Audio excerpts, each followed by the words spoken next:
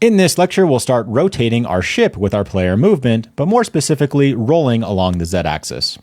To better understand rotations or quaternions inside of Unity, we can actually just use our spaceship as a nice representation of what it means to roll, pitch, and yaw. We can use the red axis in this case to pitch our ship up and down. We use the blue axis to roll it back and forth, and the green can represent our yaw. Quaternions on a deep level can be very complicated and convoluted. But for now, it doesn't matter. All you need to understand is that a quaternion is a way to encode rotations. We can better understand how to rotate using a quaternion once we actually utilize what's referred to as an Euler angle. Now, I understand this looks like Euler, but it's actually pronounced Euler, and we can better translate that into more direct x, y, and z values that our brains can better comprehend. To better understand our pitch, yaw, and roll, it directly correlates to the x, y, and z values for our spaceship. Now, this can be a bit tricky to wrap our head around, so let's take it one at a time. I think the easiest one to first incorporate is to get our ship rolling back and forth, depending on which direction we're moving on the x-axis. Before we dive directly back into our player movement class and start incorporating roll, it's important to understand that the order of how we roll our game objects matters. For example, if you go into your player ship and you directly start pitching it back and forth and then rolling it back and forth, you can see in the top right in our transform component, we've got no issues. However, if I actually first roll it and then start trying to pitch it back and forth, take a look over in the top right in your transform game object, it's actually affecting all three values. So let's keep that in mind when incorporating our code.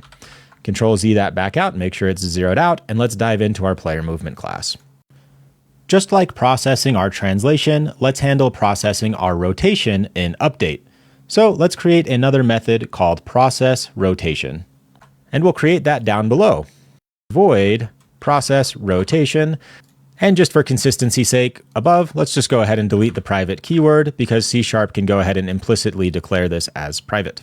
So let's get our Z value snapping directly to a specific roll value. And for now, we'll just hard code it using magic numbers just to get a point across. So transform.local rotation, and then we're going to need to set this to a specific rotation value. How can we do that? Let's use quaternion.Euler, so we can just use an x, y, and z value. We don't want to control the x. We don't need to move the y, at least not for now. And let's just snap our roll value to something like 45. We'll change that a little bit later on in the inspector. Now, this is an update. However, every single frame, it's just going to try to snap our game object, in our case, our ship, directly to 45 degrees on the Z value. So we're not actually expecting it to be constantly rotating, for example. Let's head back into Unity just to see what that looks like. So with our player ship selected, when we hit play, we should see our ship immediately just snap to the left or positive 45 degrees on the Z value. Great. Let's also take mental note that 45 degrees is when we're going to be moving our spaceship to the left, and alternatively, negative 45 degrees will be rolling to the right, or at least maybe not 45 degrees. That looks like a little bit much, but I think you see my point. With that newfound knowledge, let's head back into our player movement class. Now, I think 45 degrees was a bit much, so let's actually expose a serialized field that we can modify in the inspector.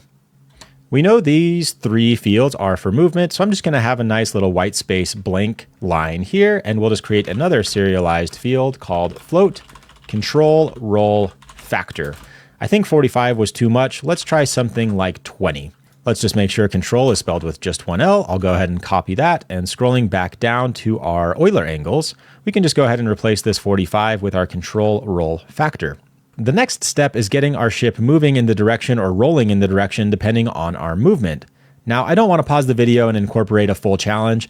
Just go ahead and have a quick think. What can we use that already exists in this script so that we can properly roll our ship in the direction we're moving? Well, that would be our vector2 movement.x value. So let's give ourselves a target rotation first, and then we can actually rotate or roll our ship. So let's store that value in a quaternion. We'll just call that target rotation. And then we can actually just cut this out here for the target rotation that we're trying to achieve. And instead of just the control factor, we're going to want to actually just times that by movement.x to get a -1 or +1 value. But as we took mental note back in the Unity game engine, one of these is just going to have to be negative. We could change this control factor to -20. We could change this movement X factor to negative, or control roll factor to negative, just to make sure that the ship is visually leaning left or right, depending on the positive or negative value. It doesn't really matter. I'm just going to change my control roll factor to a negative directly here inside of target rotation on my Z value. Then we can just change our transform.local rotation to our target rotation. Let's try that out back in Unity and see how it looks.